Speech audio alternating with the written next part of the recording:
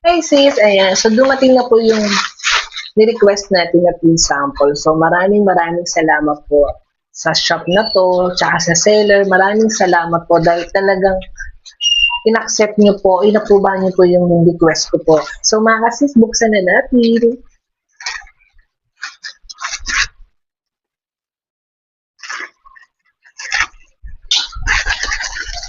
Ayan. Ayan. So thank you dahil naka-bubble wrap.